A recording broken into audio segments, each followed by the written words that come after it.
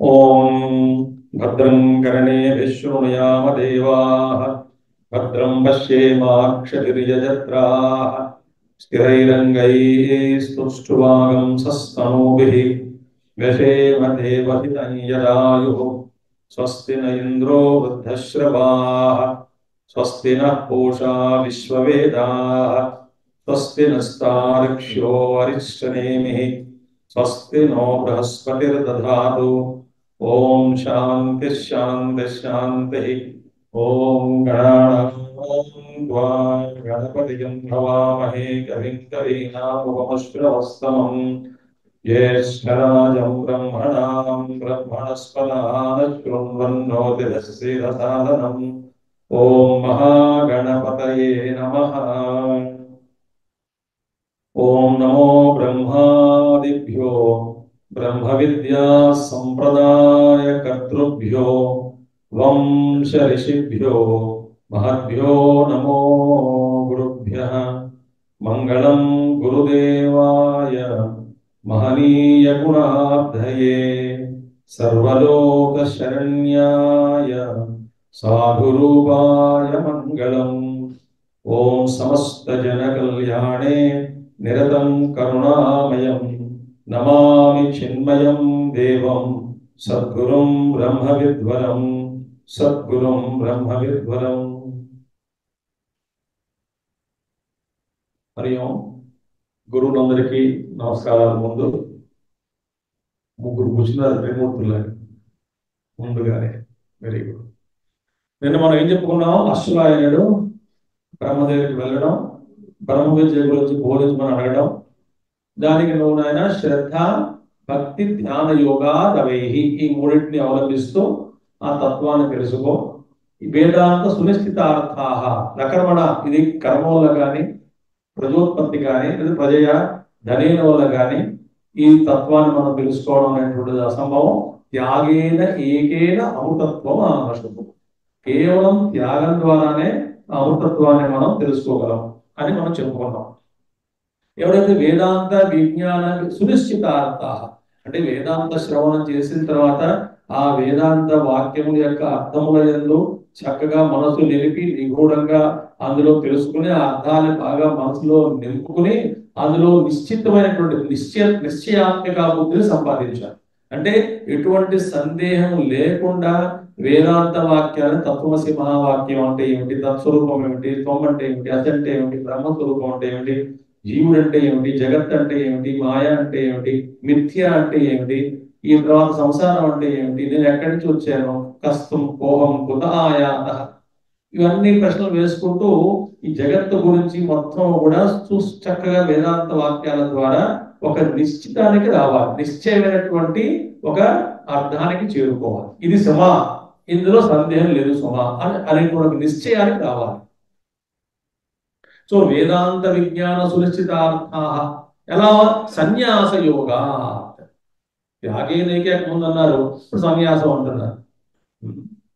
సన్యాస యోగా యతయ, యతీశ్వరుడు అంటే సాధకులు అనుకోండి, శుద్ధ సత్వాహ శుద్ధమైనటువంటి అంతఃకరణం ఉన్నటువంటి వాళ్ళు, శుద్ధమైన అంతఃకరణం కలిగినటువంటి వాళ్ళు, సన్యాస యోగా యతయ సాధకులు ఉపాసకులు లేదా సాధకులు చెప్పుకుందాం, యతీశ్వరుడు శుద్ధ సత్వాహ, శుద్ధ సత్వాహ శుద్ధమైనటువంటి మలిన రహితమైనటువంటి అంతఃకరణ మనం సంపాదించుకోవాలి, మలిన రహితమైనటువంటి అంతఃకరణ మనం సంపాదించుకోవాలి, శుద్ధ సత్వాహ। తర్వాత తే బ్రహ్మలోకేషు, రెండు అర్థాలు చూసుకున్నాం। బ్రహ్మలోకం అంటే బ్రహ్మమే లోకము, పరాంతకాలం అంటే అహంకారం ఎప్పుడైతే నశిస్తుందో ఆ సమయంలో బ్రహ్మానుభూతిని పొందుతూ మోక్షాన్ని పొందడం, పరామృతాత్ ఆ అమృతత్వమైనటువంటి స్థితిని అందుకోవడం వలన ముక్తులు అవుతున్నారు అని చెప్పడం జరిగింది। లేదా రెండవది క్రమముక్తి, ఏది వేరే లోకాల్లోకి వెళ్ళడం, బ్రహ్మ దగ్గరికి వెళ్ళడం, అక్కడ చాలా కాలం ఉండడం। స్వామి అఖండానంద సరస్వతి గారు మహానుభావుడు ఉండేవాడు, గొప్ప వేదాంతి మహానుభావుడు ఆయన అంటూ ఉండేవారు, ब्रह्मलोक भी तुम जाओगे, वहां पे ब्रह्मा जी कभी बुला के कहते हैं कि पृथ्वी पे जाके जड़ा झाड़ू लगा के आना అంటే నువ్వు బ్రహ్మలోకానికి వెళ్ళినా అని అంటట ఆయన ఈ బ్రహ్మదేవుడు. ఒకసారి ఆయన భూలోకానికి వెళ్ళి కొంచెం చీపురు చిమ్మిరా కొంచెం అని పనులమే పంపిస్తుంటాట ఈ లోకానికి. అక్కడ కూడా శాంతిగా ఉండని కూడా బ్రహ్మదేవుడు అంటాడు ఆయన. ఏదో పని చెప్తాడు బ్రహ్మదేవుడు. అంటే వాళ్ళందరూ ఆయన పని చేస్తున్నాడు కాబట్టి మనం తీరు కూర్చుంటే ఆయనకు నచ్చదు. కాబట్టి ఆ బ్రహ్మలోకంలో కూడా అక్కడి నుంచి వచ్చి కొంచెం పని చేస్తుంటాడు ఆయన. సరే, తర్వాత ఇప్పుడు సాధన ఏమిటి, ఎలా చేయాలి అంటే చెప్తున్నారు ఇక్కడ. వివిక్త దేశే చ సుఖాసనస్థః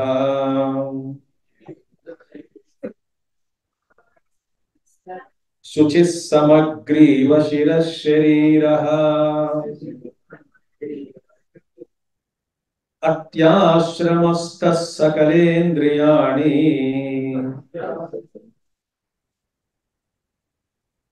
నిరుధ్య భక్త్యా స్వగురుం ప్రణమ్య పుండరీకం విరజం విశుద్ధం విచింత్య మధ్యే విశదం విశోకం వివిక్త దేశే చ సుఖాసనస్థః శుచిః సమగ్రీవ శిరః శరీరః అత్యాశ్రమస్థః సకలేంద్రియాణి నిరుధ్య భక్త్యా స్వగురుం ప్రణమ్య హృత్పుండరీకం విరజం విశుద్ధం విచింత్య మధ్యే విశదం విశోకం. సాధన చెప్తున్నారు. మొట్టమొదటిగా వివిక్త దేశే ఏకాంతే సుఖమాస్యతాం అంటారు శంకరాచార్యులు. ఏకాంతే సుఖమాస్యతాం, వివిక్త దేశీ లఘ్వాసి అని వస్తుంది గీతలో కూడా. అసలు ఒక పరిశుభ్రమైనటువంటి ఏకాంతమైనటువంటి స్థలంలో కూర్చోవడం మనకేంటి దౌర్భాగ్యం.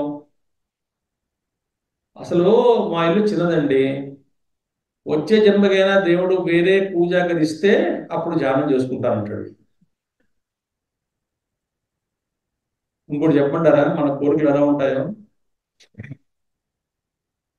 ఈ జన్మకి మనకి ఏం లేవో అవన్నీ వచ్చే జన్మకి కోరుకుంటూ ఉంటాం.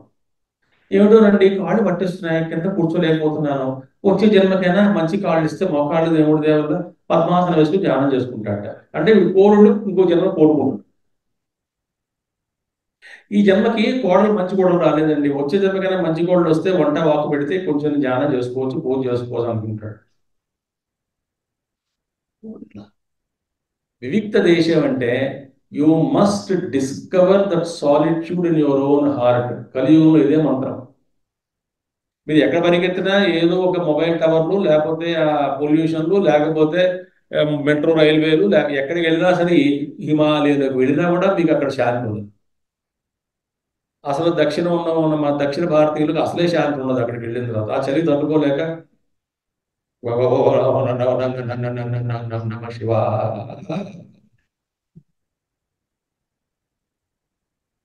అసలు సాలిట్యూడ్ అంటే ఏమిటంటే మీకు ఎంతగా ఇంట్రెస్ట్ ఉంటే రాత్రి 1 గంటలకు లేవండి, 2 గంటలకు లేవండి, ఇంట్లోనే కూర్చోండి, 2 నుంచి ధ్యానం చేసుకోండి. ఇప్పుడు రాత్రి ఆ రాత్రి అంటే మేము పడుకునేదే 1 గంట పడుకుంటున్నాం కదండి అంటారు కొంతమంది. రాక్షస జాతి. మీ ఇష్టం. వివిక్త దేశం అంటే మీరు గ్రహించుకోవాలి, ఎలా సంపాదించుకోవాలి మీరు సంపాదించుకోండి. రెండవది. తర్వాత సుఖాసనస్థ, స్థిర సుఖమాసనం అంటారు యోగ శాస్త్రాల్లో కూడా. ఆసనం అక్కడ 6వ అధ్యాయం కృష్ణుడు చక్కగా చెప్పుకుంటూ వస్తాడు. చైలాజన కుశోత్తరం అవన్నీ కూడా. స్థిర ఆసనం అనేటువంటి చాలా అవసరం. ఎందుకంటే శరీరం మనం ఆసనం మీద కూర్చోబెడితే శరీరం మీద ధ్యాస లేకుండా మనసుని శరీరం నుంచి విడిపించి ధ్యానంలో పెట్టాలి. మనం కూర్చున్న వెంటనే మనకి ఈ నడుము నొప్పో, మోకాలు నొప్పో, లేకపోతే దొరదో, లేకపోతే దోమ వస్తుంటారు చెవులోకి.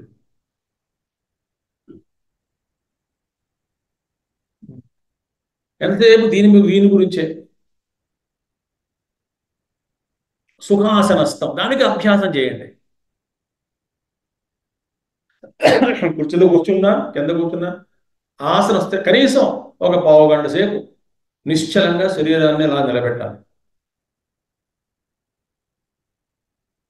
గురుదేవుల్ని చిన్మయానంద వారు ఒకసారి ఎవరు అడిగితే దెన్ లై డౌన్ అన్నాడు ఆయన. Lie down and meditate. Meditation is straightening the mind and yoga is not twisting the body అన్నాడు.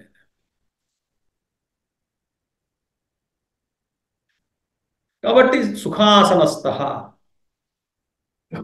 మీరు మీరు అభ్యాసం చేసి తెలుసుకోవాలి. ఏ ఆసనంలో నేను సుఖంగా 10 నిమిషాలు ఈ శరీరం మీద ధ్యాస పోకుండా మనసుకి ఆ ఏకాగ్రతతోటి పరమాత్మ చింతన చేయగలుగుతాను అనేటువంటిది మీరు గ్రహించాలి. మూడవది శుచిహి, శుభ్రత. అంతఃశుచి, బాహ్య శుచి రెండు ఉండాలి. శుచిగా ఉండాలి. సమగ్రీవ శిర శరీర. ఈ శిరస్సు, మెడ, ఈ మొండెము, శరీరం తిన్న ఒక లైన్లో తీసుకురావాలి. ఎందుకంటే ప్రాణశక్తి యొక్క సంచారం సరిగ్గా జరగాలండి. పరమహంస యోగానంద వారు మాట చెప్తారు. ఒక రబ్బర్ ట్యూబ్ తీసుకుని దాని ఇలా మీరు వంగిపోయారు అనుకోండి, ఆ సరిగ్గా లేకుండా వంగితే రబ్బర్ ట్యూబ్ ఎలాగైతే ఇలా ముడిపడితే లోపల నుంచి ఏది ప్రసారణ జరగదో అదే విధంగా ఈ మనలా కుంగిపోయినా సరిగ్గా లేకపోయినా ఆ లోపల ఉన్నటువంటి ప్రసారం శక్తి ప్రసారం సరిగ్గా లేకపోతే ఆ శరీరం నుంచి మనం మన ధ్యాసను తప్పించి ధ్యానోన్ముఖం అవ్వడం అనేటువంటిది కష్టం అయిపోతుంది.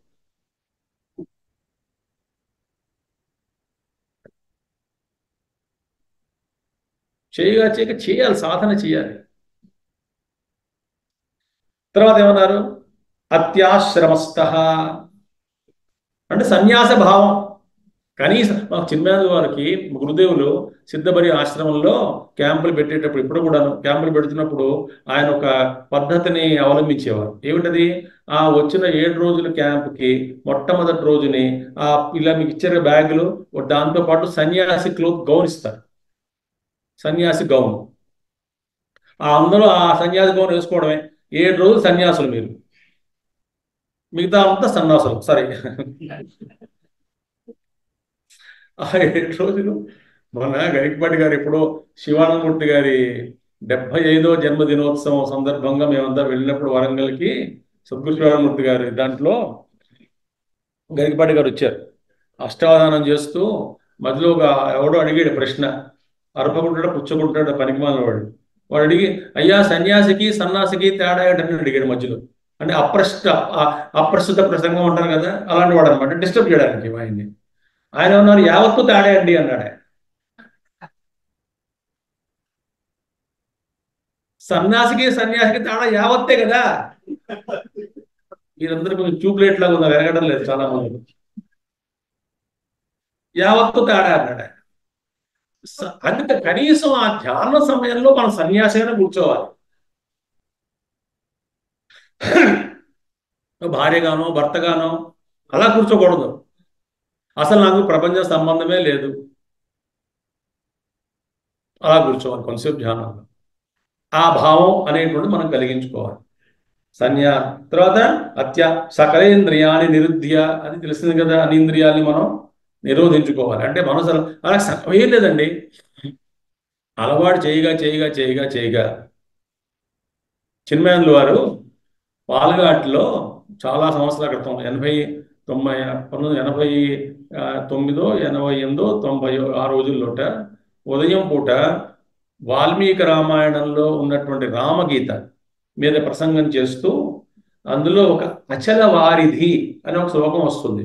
అంటే రిపుల్లెస్ లేక్, నిస్తరంగమైనటువంటి ఒక సరస్సు కానీ లేక్ ఎలా ఉంటుందో అలా మనసు ప్రశాంతంగా చేసుకోవాలి అని చెప్తూ ఆయన ఉపన్యాసం పొద్దున పూట ఇస్తూ ఆయన ఏమన్నారు? మనంగా మనసుని ఆదేశించుకోవాలి. ఏమని? హాల్ట్ అన్నమాట మనసుతోటి. హాల్ట్ అంటే అన్ని వృత్తులు ఆగిపోవాలి ఆ కమాండ్ తోటి అని అంటూ ఆయన ఏమన్నారు? One must SIT on meditation and give a command to the mind, halt అని ఆయన మనసుని హాల్ట్ చేశారు. ఉదయం 20 నిమిషాలు ఉండిపోయారు. హాల్ట్ అని ఆయన హాల్ట్ చేశారు మైండ్. తరంగాలు పోయాయి, అక్కడ మనసులో ఉడుతులేని అయిపోయాయి. నేను పావు గంట 5 నిమిషాల దాకా కళ్ళు తెరిచి అంటారట, never mind, I made A mistake అని కంటిన్యూ చేశారు ఉపన్యాసం.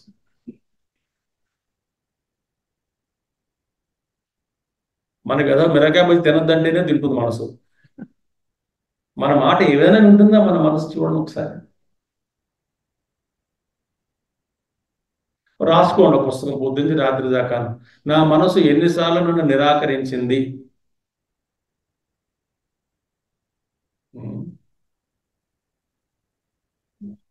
సకలేంద్రియాణి నిరుధ్య భక్త్యా స్వగురుం ప్రణమ్య, హాయిగా గురువుని ముందు ప్రార్థన చేసుకొని, అది పెద్ద తపస్సు, గురువుపాసన. అనుభవం ఏమిటంటే, ఎప్పుడైతే గురువులు తలుచుకుంటామో తక్షణమే వాళ్ళు పక్కన ఉంటారు. మనకి ఆ గ్రహింపు శక్తి ఉంటే వాళ్ళు ఇచ్చేటువంటి సందేశాలు కూడా మనం వినొచ్చు. ఆ క్షణంలో అలాగా తలుచుకుని కూర్చుంటే అది అనుభవంలోకి వస్తుంది. అందుకే ముందు గురువు గారు నమస్కారం చేసుకొని, ఆ మధ్యే హృత్పుండరీకం మధ్యే, హృదయ మధ్యంలో ఏది ఏదైతే విరజం విశుద్ధం విశదం విశోకం విచింత్య, అది ఆ పరమాత్మ స్వరూపం. అది ఏమిటది? విరజం అంటే ఎటువంటి రజస్సు లేనటువంటి నిర్మాల్యంగా ఉన్నటువంటి ఆ తత్వం మీద, విశుద్ధం శుద్ధమైనటువంటిది, విషదం అంటే ఏమిటి అంటే విషదమైనటువంటిది, క్లియర్గా ఉన్నటువంటిది. తర్వాత విశోకం శోకరహితమైనటువంటిది, ఆ ఆనంద స్థితిని, ఆ హృదయ పుండరీకంలో ఉన్నటువంటి చైతన్య రూపంలో ఉన్నటువంటి ఈ స్వరూపంగా విషదం విశోకం విరజం తర్వాత విశుద్ధం అనేటువంటి దాన్ని, ఆ యొక్క ఆత్మతత్వాన్ని విచింత్య ధ్యానించి అని అర్థం. పొద్దునే చేసుకోవాలి, కనీసం అరగంట గంట సాధన చాలా అవసరం. చేసిన తర్వాత అదొకటి ఇంకా కంటిన్యూషన్ ఉంటుంది ఈ శ్లోకమే. ఏమంటారు తర్వాత? దేని మీద ధ్యానం చేయాలట? ఆ పరమాత్మ తత్వం 13 విషయాలు చెప్తున్నారు. ఏది ఎందులో? 6వ శ్లోకంలో. అచింత్యమం వ్యక్తమనంత రూపం శివం ప్రశాంతమృతం బ్రహ్మయోనిం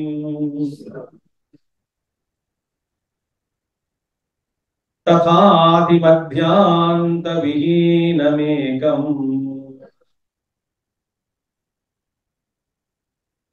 విభుం చిదానందమరూపమద్భుతం అచింత్యమవ్యక్తమనంతరూపం శివం ప్రశాంతమృతం బ్రహ్మయోనిం తథాదిమధ్యాంత విహీనమేకం విభుం చిదానందమరూపమద్భుతం. అది ఆ తత్వాన్ని గురించి ధ్యానం చేయమన్నారు. ఏమిటది? అచింత్యం. అచింత్యం అంటున్నారు, మళ్ళీ చింతించాలంటున్నారు. ఎలా సంభవం అంటే అది అచింత్యము అని ఆలోచించాడు. అది అర్థం. అచింత్యం అంటే ఏమిటి? మనసు బుద్ధికి అందుకే అప్రాప్య మనస్యతో వాచో నివర్తంతే అప్రాప్య మనసా సహా. ఆ తత్వాన్ని తెలుసుకోవడానికి అని చెప్పి ఈ ఇంద్రియాలని మనసుని పంపించాను, అవన్నీ తిరిగి వచ్చేసాయి వెనక్కి. మేము తెలుసుకోలేము, అక్కడ వెళ్ళలేము అని చెప్పి.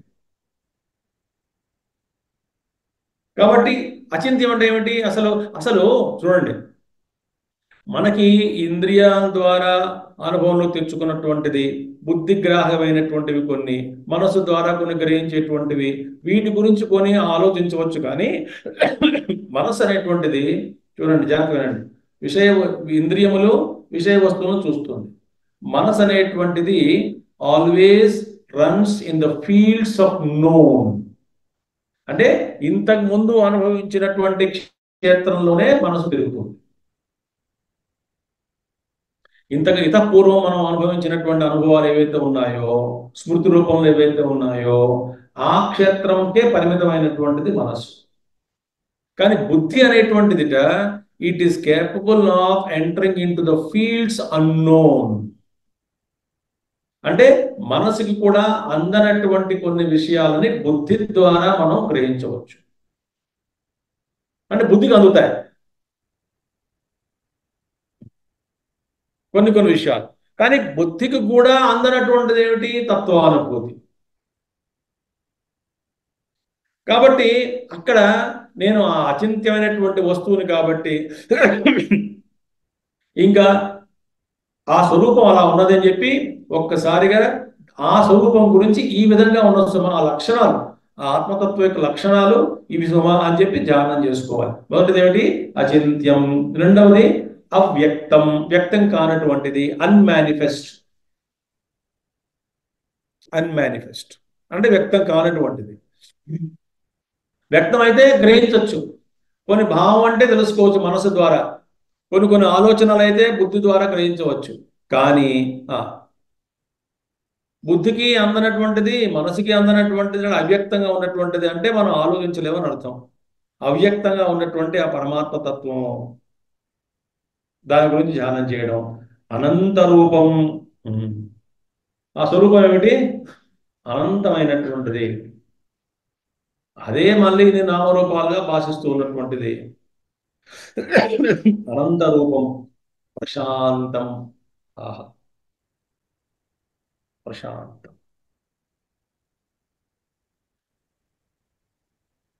కేవలం ధ్యానంలోనే శాంతి లేదా ప్రశాంతత అంటే ఏమిటో మనకు అర్థం అవుతుంది తప్ప, మిగతా సమయంలో మనం ఏదో శాంతిగా ఉంది శాంతిగా ఉంది, అది అశాంతి. అది యాక్చువల్గా అది శాంతి కాదు. నిజమైనటువంటి శాంతి ఎక్కడంటే అంతరంతరంగా లోతుగా వెళ్ళి ధ్యానంలో కూర్చుంటే ఉన్నటువంటి ఒక శాంతి చెప్పలేం. శాంతి. ఆ శాంతికి అలవాటు పడితే మళ్ళీ వేదాంతంలో కొంచెం జాగ్రత్తగా పడతారు, రసాస్వాదం అంటారు. మళ్ళీ అయినా దాన్ని కూడా అలవాటు పడకు, ఎందుకంటే అనుభవిస్తున్నాను అని నేను వేరుగా ఉన్నాను కదా, అనుభవిస్తున్నాను, అనుభవించేవాడు వేరుగా ఉన్నాడు కదా, కాబట్టి రసాస్వాదనం అయింది అది. జాగ్రత్తగా ఉండు, అందులో మనం చిక్కుకోకు, దాన్ని కూడా దాటని చెప్తారు. ఇంకోటి తెలుసా మీకు ఒక విషయం? Meditation also is a form of addiction. ఎలా చెప్తాను? ఒక విధమైనటువంటి ఒక ప్రక్రియ ద్వారా శాంతిని సంపాదించి, అబ్బా ఎంత హాయిగా ఉందో, ఎంత హాయిగా ఉందో, ఎంత హాయిగా ఉందో అనుకుని కళ్ళు తెరిచిన తర్వాత ఈ పీడ సంసారం, పాడు సంసారం, దరిద్రగుడి పిల్లలు, చచ్చిపోతున్నాం, ఇంట్లో పని చేయలేక, ఉద్యోగం చేస్తున్నాం, అది అక్కడే ఉంటే బాగుంటుంది అనుకుంటాం కదా. ఆ శాంతి అనేటువంటి శాంతి కాదని, అది absence of the pain. Absence of the physical pain or the circumstantial pain which is generated by circumstances is not the absolute peace. కాబట్టి దీన్ని తప్పించుకోవడానికి ఆ శాంతిని అనుభవిద్దాం అంటాడు. చాలా మంది చెప్తారు నాకు, స్వామీజీ ఇవాళ తలనొప్పిగా ఉంది, ఏమైనా మందు వేసుకో. లేదండి ఇవాళ మెడిటేషన్ చేయలేదు అందుకే తలనొప్పి వచ్చింది అంటాడు. అంటే మెడిటేషన్ చేయబోతే తలనొప్పి ఎందుకు వస్తుందని అడిగారు. అంటే అది ఎడిక్షన్ కింద మార్చుకున్నాడు కానీ ధ్యానం కింద కాదు.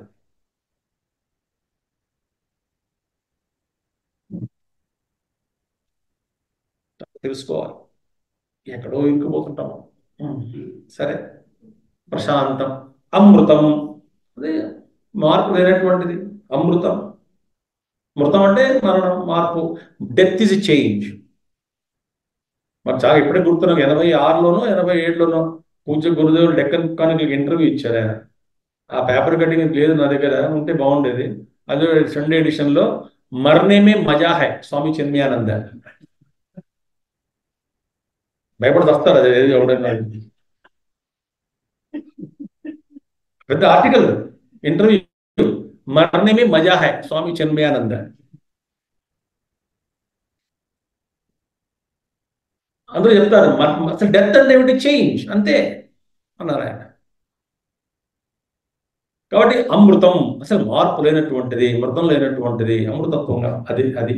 తర్వాత బ్రహ్మయోనిం, బ్రహ్మకే కారణమైనటువంటిది, బ్రహ్మకే కారణం ఆయన, అందులోంచి వచ్చాడు బ్రహ్మదేవుడు కూడా. తర్వాత తథా ఆది మధ్య అంత విహీనం, దానికి అంతం లేదు. ఆ కథ తెలుసుగా మీకు, శివుడు జ్యోతిర్లింగంలో అయిపోవడం, విష్ణు పైకి వెళ్ళడం, బ్రహ్మదేవుడి కిందకి వెళ్ళడం, ఆయన తల వెతుక్కోవడం, తోక వెతుక్కోవడం, దొరకలేక మొత్తానికి నాడగందరగోళం పడి వెనక్కి వచ్చి, ఇలా బ్రహ్మదేవుడు కూడా జరిగింది ఇదే విషయం. ఆయన కమలంలో చూసేట తన్ను తాను, మాస్టర్ ఈకే గారు బాగా చెప్తారు ఆ విషయాన్ని. కూర్చొని చూసేట కమలంలో, నేను ఎక్కడ నేను ఎలా వచ్చాను అన్నట్ట అనుకున్నట్టు వాడు. అనుకున్న తర్వాత పక్కన ఏమైనా చూస్తాడంటే అంత ఆకాశమే, ఆ కమలంలో కూర్చున్నట్ట.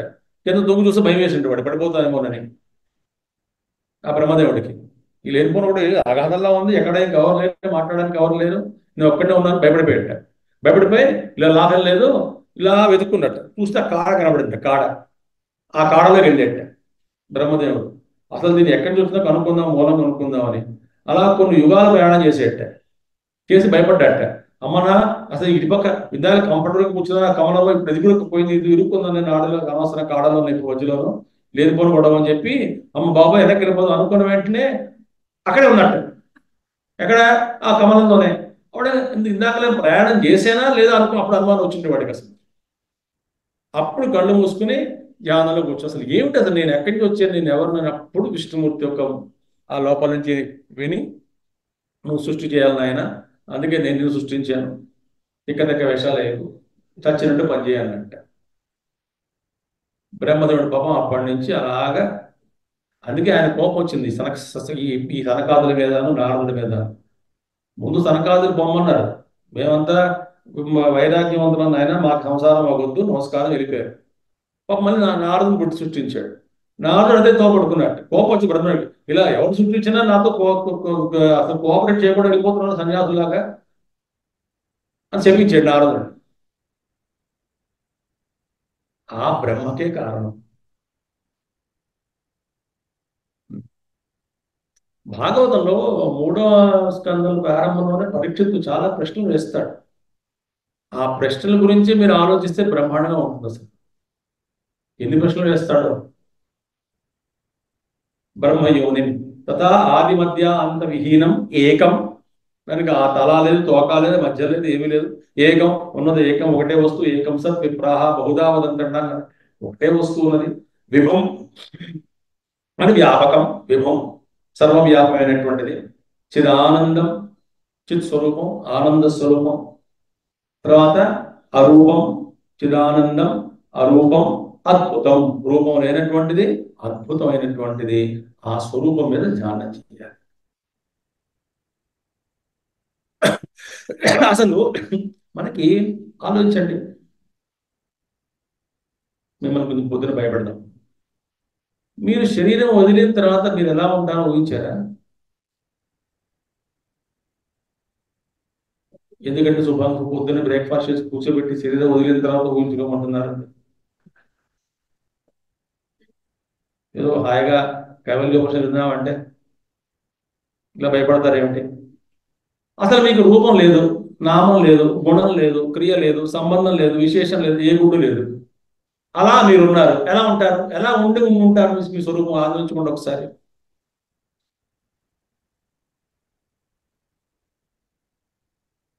భయపడి వస్తారు. ఎందుకని? మనకు ఆధారమే లేదు.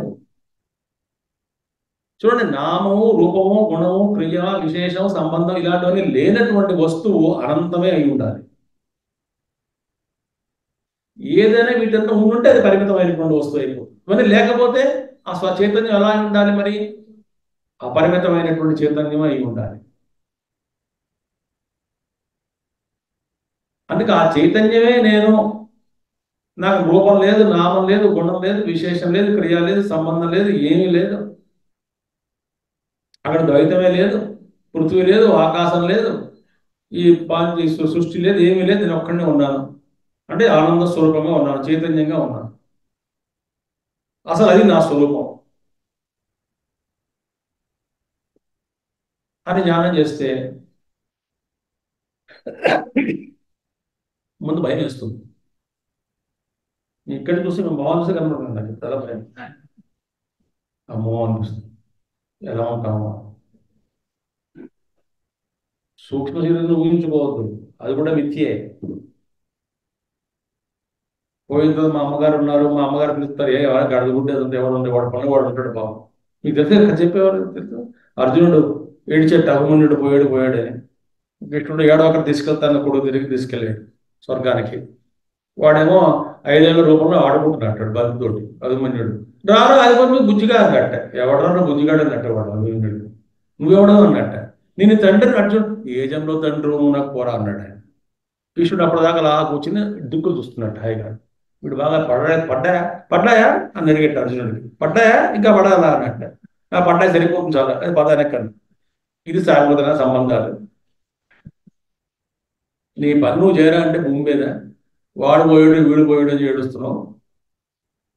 ఇదో ప్రేమ. ఇంకా మన వాళ్ళు మరీ దరిద్రం. పోయే ముందు ఇక్కడే పుట్టి చేస్తాం, మళ్ళీ ఈ ఇంట్లోనే కొడతామని చేస్తాడు వాడు.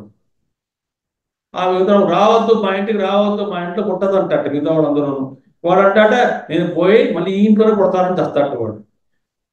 ఏ మమకార మొహాలు నా మొహం మీద కూడా ఏమీ లేదు. ఆ చైతన్యమే ఉన్నది. ఆ చైతన్యంగా ఉండడం అనేటువంటి సాధన చేస్తే ధ్యానం మీద భయం లేకుండా. ఎప్పుడైనా పడిపోయేది, శరీరం పడిపోయేదే.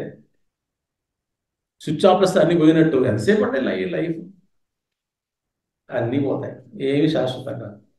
ఇది పెద్ద డ్రామా. ఇంకా చెప్తున్నారు, ఉమా సహాయం పరమేశ్వరం ప్రభుం త్రిలోచనం నీలకంఠం ప్రశాంతం ధ్యాత్వా మునిర్గచ్చతి భూతయోనిం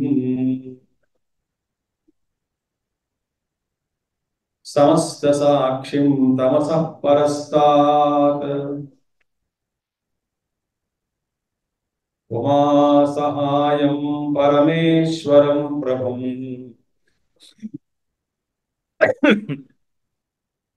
ధ్యాత్వా మునిర్గచ్చతి భూతయోనిం సమస్త సాక్షిం తమసః పరస్తాత్. ఈ 6, 7 మంత్రాలు కలిసి చదువుకోవాలి యాక్చువల్గా.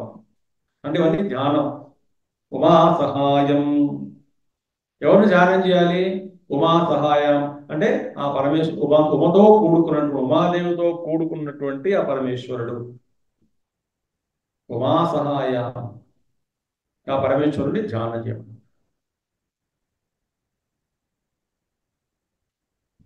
మా విజయమంది గారు అంటూ ఉంటారు, గురుజీ శివుడా గృహస్థుడు, కానీ సన్యాసులందరూ ఆయన్నే తలుచుకుంటూ ఉంటారు. ఆయనే పరమ విరాగి, ఆ పెద్ద గృహస్థుడు. మా చిన్న వారు చెప్తారు, ఆయన శివుడు ధ్యానం చేస్తున్నట్ట, ఒక్కడు ఉన్నట్టు. ఆయన ఇప్పుడు కళ్ళు తెరిచేసరికి ఎప్పుడో కొన్ని సంవత్సరాల తర్వాత, కొన్ని యుగాల తర్వాత సుస్థంతా కనబడింది. ఈ బ్రహ్మాండాలు అవి ఇవి నానా గందరగోళం రభస. ఏం పార్వతి ఏం చేస్తావు ఇదంతా అని అడిగాడు. అయ్యో నీ ఎంటర్టైన్మెంట్ కోసం చేశాను అన్నట్టు ఆవిడ. ఎందుకు తల పట్టుకున్నట్టు ఆయనకు. మీకోసమేనండి, మీరు నిద్ర లేచిన తర్వాత ఎంటర్టైన్మెంట్ గా ఉంటుందని ఇన్ని కోట్ల బ్రహ్మాండాలు సృష్టించేది అందుకే ఆవిడ, పరాశక్తి. అడిగేట శివుడు కామగా ఊరుకోలేవా అని అడిగేట.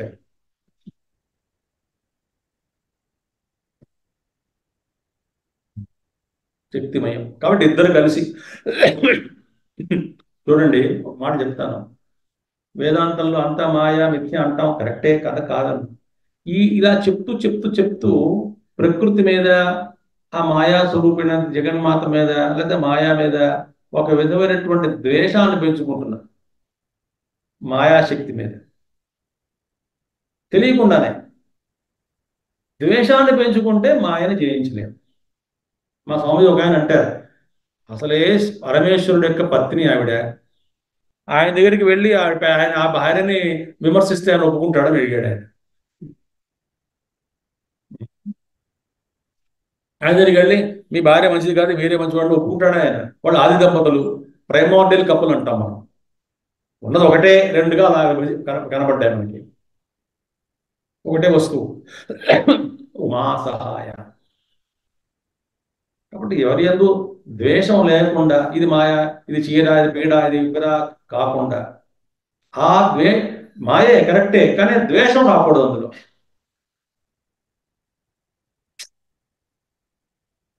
I hope your understanding. Very subtle points ఇవన్నీ కూడా. మనకు తెలియకుండానే ద్వేషం పెంచుకుంటూ ఉంటాం. పీడ సంసారం, పాడు సంసారం అంటాం. గురుదేవుని ఒక ఉత్తరం రాసాడు ఒకడు ఎందుకు దేవుడు సృష్టించాడు అంటే ఆయన రిప్లై ఇచ్చారు, అసలు దేవుడు అన్నాడు పక్కన పెట్టు, it's on your creation, why did you do this mischief అని రాశాడు తిరిగి ఆయన ఉత్తరం. Why did you do this mischief అని అడిగాడు ఆయన. ఇంకోటి వినండి, జాగ్రత్త వినండి. ఈశ్వర సృష్టి, జీవ సృష్టి. ఈశ్వర సృష్టి మనకి బంధన కారణం కాదు, మనం కల్పించుకున్నటువంటి సృష్టి మనకి బంధానికి కారణం. చెట్లు, చేమలు, పువ్వులు ఉన్నాయి, అక్కడ ఉద్యానవనం ఉంది, ఏదో మొక్కలు కనబడుతున్నాయి, వాటిగా ఉన్నాయి. అవి వాటికి మనకి బంధాన్ని ఏం కలిగిస్తున్నాయి? పాపం ఏ బంధం లేదు. కానీ అక్కడికి వెళ్ళి ఇది నాకు కావాలి, ఈ మొక్క బాగుంది, ఇది ఎక్కడ దొరుకుతుంది, దీన్నే లేపుకొని తీసుకెళ్ళి మా ఊరు తీసుకెళ్ళి పెట్టేద్దామా అని అనుకున్నాం అనుకోండి, ఇది జీవ సంసారం. ఉన్నట్టుగా చూస్తే సంసారమే లేదు. నాకు కావాలని అనుకుంటే సంసారం, ఇది వద్దన్న సంసారమే. ఇది వద్దంటే నాకు ఇది కావాలి, రాగద్వేషాలు, అదే సంసారం. రాగద్వేష వియుక్తయిస్తూ విషయానింద్రియైశ్చరన్ అంటాడు కృష్ణ. మంచి పాయింట్స్ ఉన్నాయి. కాబట్టి అటువంటి ఆ స్వరూపాన్ని తర్వాత ఇక్కడ ఏమన్నా ఉవాసహాయం పరమేశ్వరుణ్ణి, ఎవరైనా ప్రభుం. ప్రభుం అంటే ప్రభువు, అన్ని ఆయన చేతుల్లో ఉన్నాయి, కంట్రోల్ ఉన్నాయి. ప్రభుం త్రిలోచనం, త్రినేత్రుడు, నీలకంఠం. ఆ కథ తెలిసినా మీకు చెప్పక్కర్లేదు నేను. నీలకంఠుడు, ప్రశాంతం. ఎప్పుడైనా శివుని ధ్యానం చేసినప్పుడు చూసారా ఎంత ప్రశాంతంగా ఉంటుంది? అర్థని మీద చిరునవ్వు ఉంటుంది, హాయిగా ఉంటాడు.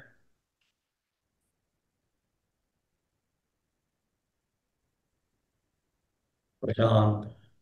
అసలు ఆ స్వరూపాన్ని తలుచుకుంటే మన మనసు ప్రశాంతంగా ఉండాలి, అయిపోతుంది. శివస్వరూపం తలుచుకుంటే ప్రశాంతం. ధ్యాత్వా, having meditated upon that Paramatma of these qualities, such and such qualities,